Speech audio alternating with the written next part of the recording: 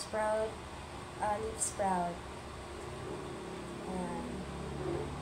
Bukit ng pattern na to guys. And as you can see, medyo hindi pa ako masyadong marunong kasi may mga ganyan pa oh.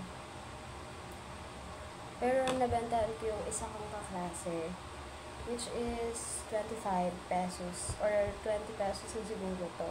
Depende rin sa paggawa mo ng ganito or ilang oras ka inabot. And yung pinsan ko kasi nagpagawa sa akin. So, eto na. Tinapos ko na siya.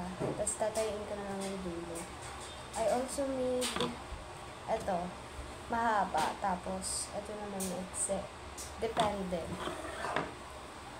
So, bala ko kasi na magbenta na lang ng crochet since hobby ko na naman siya and marunong naman na ako. Kaso lang, wala lang akong yarn ngayon and pag bibili ako, bultuhan na para marami na akong yarn and di ko na siya sasayangin. I also made star. Ayan.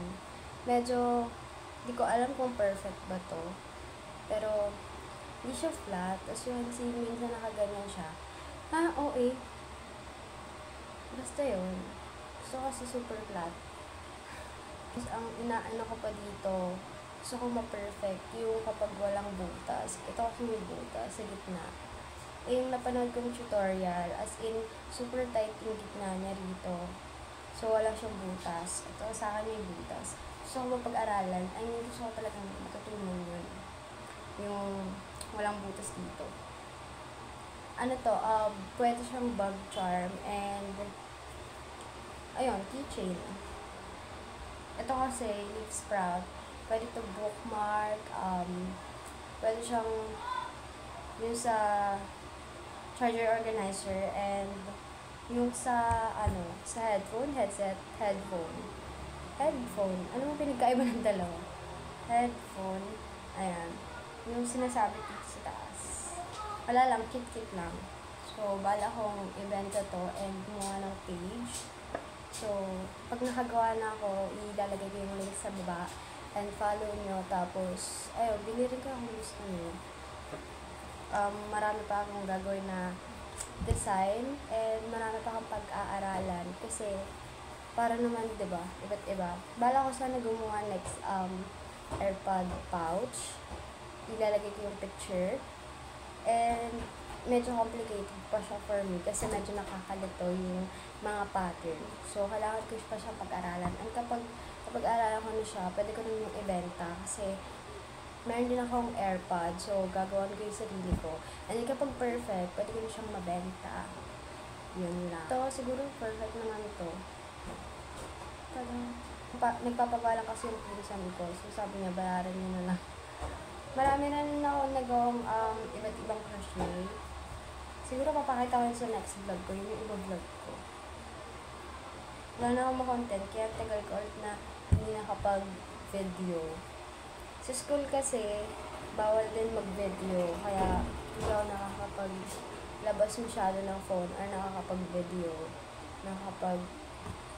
Yun. Tada! I'm done na. Dito pala, meron akong maliit na notebook. Dito ko nilalagay yung mga pattern na inaaral ko. So, meron ako dito iba't ibang patterns. I mean, basic stitches pa rin naman siya, pero pattern siya. Kunyari, sa amigurumi cat, ganon. And yung sa ganito, or sa star. Ganon. Para, minsan kapag so lang may ganyan ako, ganon. Dito na lang ako kukuha ng pattern. Hindi na ako magsa-cellphone pa, ganon. Para rin iwas tayo sa sa cellphone, ganon.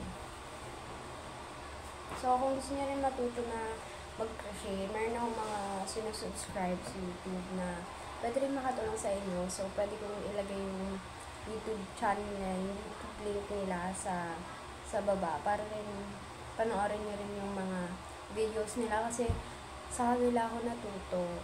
Sa kanila ako natuto mag-crochet. So, ayun, gusto ko lang din i-share sa inyo kung saan channel ako natuto gumawa or mag-crochet, gano'n.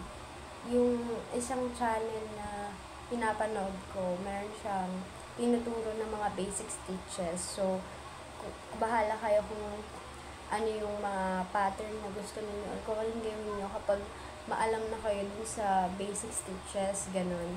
Pero, wala pa kasi akong alam na pattern. So, pag-aaral ko pa yung iba't iba pang basic stitches. Yun lang.